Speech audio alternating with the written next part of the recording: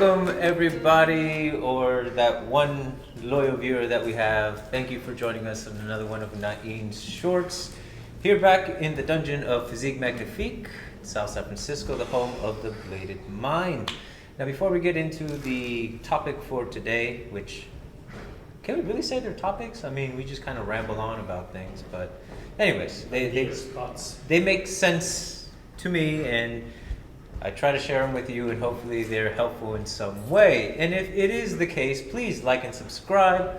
It does help the numbers, keeps the show going, yada, yada, yada. I don't know the technical side behind that, but I know it helps. So please, if you can, do so, subscribe, all that jazz. It really helps us. Share the videos, get your people to like and subscribe to the channel, and things will be even better for us and for you, the viewers, who I'm assuming like the content. That's why you keep watching. But if you just like making fun of it, then by all means do that too. I'm sure it's entertaining no matter what. But today I wanted to ask you, the viewers, a very important question. Have you ever been punched in the face? Now I'll give you a moment to think back at all the times you have or haven't been punched in the face, and then wonder, why the hell is Nain talking about getting punched in the face? And it's in reference to where our training takes us and how far it goes to being able to use the things that we do train in a real life situation. Because lately we've been talking about the idea of students who are reluctant to hit their training partners or their instructors, whether it be with sticks, whether it be empty hands, and what sort of effect does that have on the student when they're trying to use it in real life? And we've seen the dynamic, especially in FMA, of people doing these wonderful techniques and these wonderful movements, and then you put a padded stick in their hand and you put them in a ring and they swing one at a time. Like, what happens? Where's the disconnect behind that? And we started really considering the idea of the safety that goes along with training. And unfortunately, we do live in an era where we have to really consider the safety and making sure people don't get hurt, because all it takes is an upset parent to sue or make a big fuss about it, and all of a sudden it's a bigger issue than it should be. And for those of you who are older, you know, back in the day, you didn't even wear pads or helmets. You just kind of went at it when you sparred. And some of that, I think, has been lost because of it.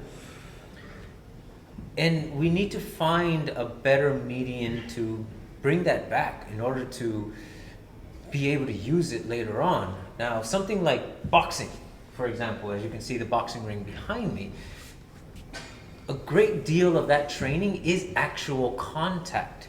You're hitting bags, you're hitting focus mitts, you're hitting those little bob things that have like the human torso. You're hitting little tennis balls for accuracy, speed bags, all the other pads that the trainer wears, and even sparring with fellow boxers.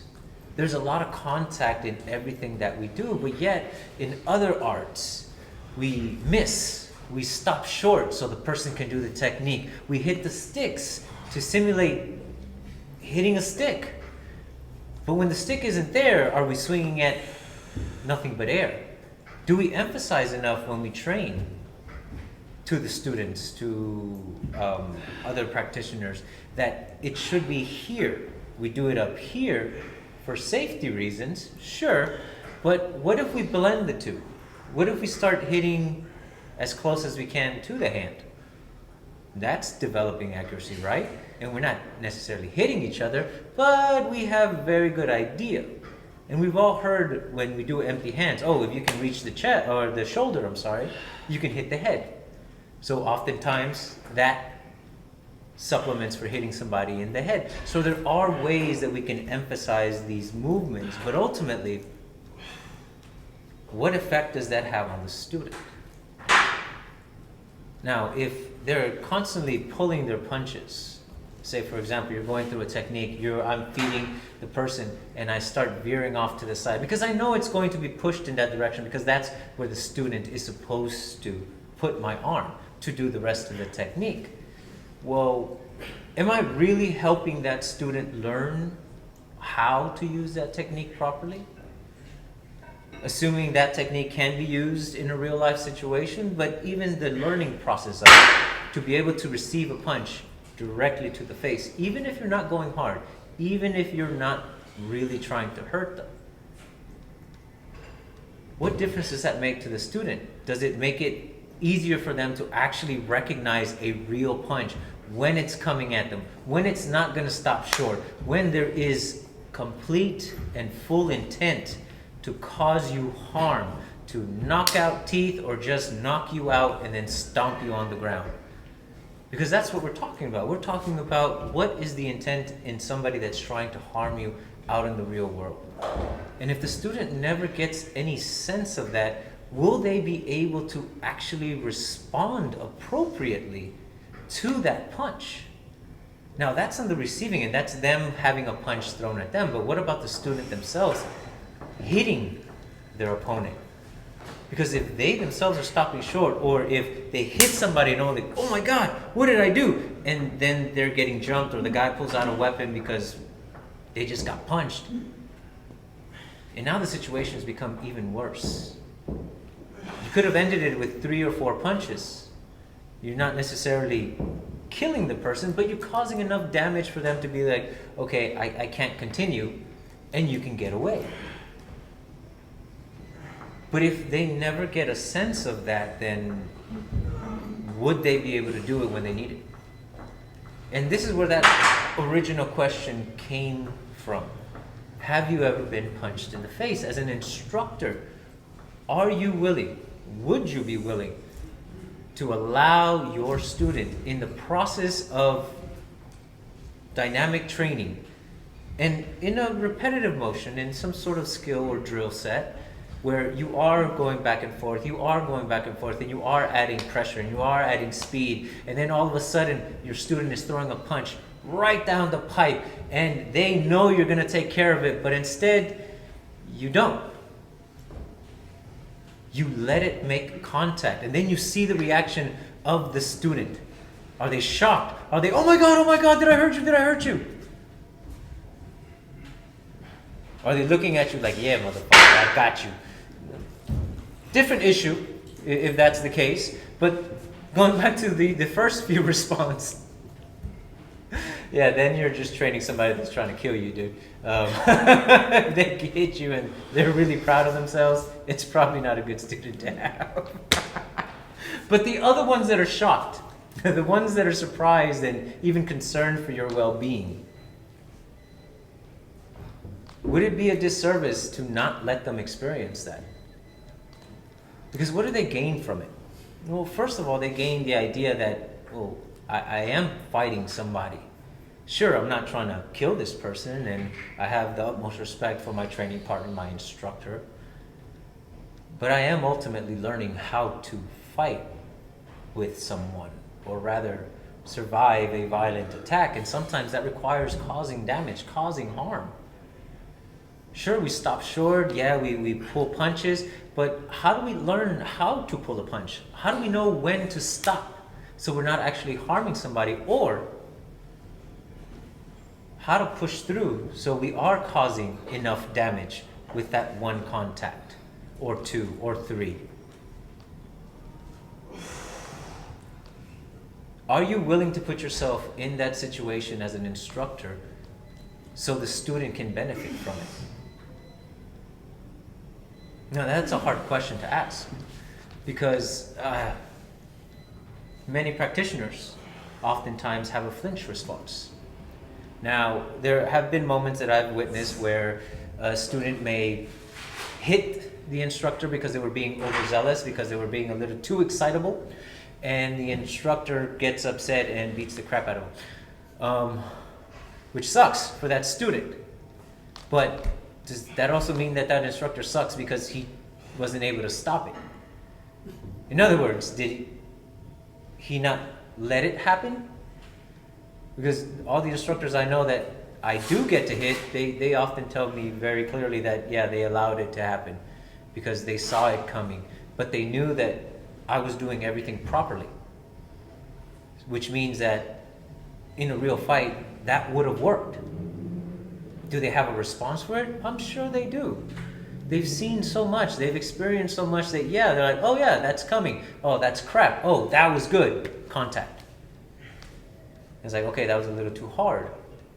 Maybe now I have a better confidence in myself to say I can get there. So that means I now know when to stop short or when to dig in if I have to, without actually making those connections. And I literally mean physical connection, whether it's a stick, a weapon, a knife, empty hands. You have to know your range in order to stop short of it. This punch that I threw right now, I wasn't really looking at it, but I have a good sense of where this bag is in relation to me in my punch. Now, if I want to hit it, there's minor adjustments that go to that. But unless I learn how to make contact with the bag, with the person, then I'm never going to learn where that limit is. And I'm probably more likely to harm somebody because I may get too excited one day, I may be too into the drill or the technique, and all of a sudden something pops. All of a sudden I'm hurting my partner more than I should because I was so scared of hurting them that I never learned to control it. I never learned my distancing. From the very beginning in the Bladed Mind, I was taught to hit somebody in the face. And the reason why we don't is because we're both doing mirror opposites of each other. So our sticks clash, not because we're trying to, but because it just happens that way. They cross each other because we are both trying to hit the face of the person in front of us. And even now in Kaju Kempo, GM Bob emphasizes the idea that as you get better, you have to start making more and more contact. As you gain some sense of the movement, you have to start laying into each other. My partner and I, we were punching each other. We weren't wearing any gear. We were making contact. We weren't hurting each other. And right now, I probably don't have any bruises in reference to it. And the dude's 6'2". Very muscular guy. But he himself is learning at one point, can you soften your arms, soften the joints, so you're absorbing the contact instead of pushing through. But at the same time, if he needed to, if he was in a heightened situation of adrenaline in a real fight, yeah, I'd feel sorry for the person receiving that punch or kick. But that's what's needed. And if we dismiss it for the sake of safety, well then are we really helping the students get to that point where it would be helpful? You know, it just makes me think, what other ways can we simulate the contact beyond the padded sticks, beyond the safety procedures that we now have in place because of training and the environment that we live in? What other ways can we emphasize it? For me, one of the things that always comes to mind is doing everything incredibly slow. But not slow to the idea of, oh, I'm just extending it out. Slow with every single mechanical intent to make contact. If the punch is here, well then how slow can you deliver that? Where everything is coming to the final point, where you're making that contact, where if you add speed, it's an actual punch. First of all, do we even understand the techniques that we're doing well enough to be able to do them slow, regardless of what's in front of us, and to actually reach and make the contact and make them work in that speed, and doing that with a partner. And then as things are moving that slow, you see the opportunities you can take. You start realizing that there are other avenues within that movement that you can then utilize. And you can start growing in different ideas within the same structure, within the same technique, within the same pinyon or even your katas. But we have to consider that these movements are meant for some sort of effect, some sort of real effect. So just a thought, again, Have you been punched in the face, and are you willing to let your student do it for the sake of their learning process? And what else can they take away from it? What other things do the students learn when they realize, oh crap, maybe I haven't been putting the right thought process into what I'm doing. Maybe I've just been going through the motions and not really taking the time to question, consider, and definitely not understand that this is meant to hurt someone, or this is meant to subdue someone. This is meant to stun. This is meant to cause a distraction. This is meant to break.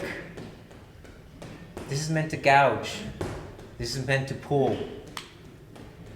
And you start considering all these things, and you start putting an actual emphasis to the movements that you do, and then perhaps we can supplement without having injuries, without having to beat the crap out of each other to learn. Because, the old days were fun, but a lot of you have a lot of injuries right now that I'm sure you wish you didn't. But that was the time. Now we're in a different one. How do we bring back a lot of those ideas and still remain safe and keep our students learning and growing? Anywho, thank you very much for joining me. Another one of Nain's Shorts. Again, like and subscribe if you haven't already. Share it with your friends. Get them to like and subscribe as well. And help us keep this going. So to the very next one. 3, 2, 1, cut!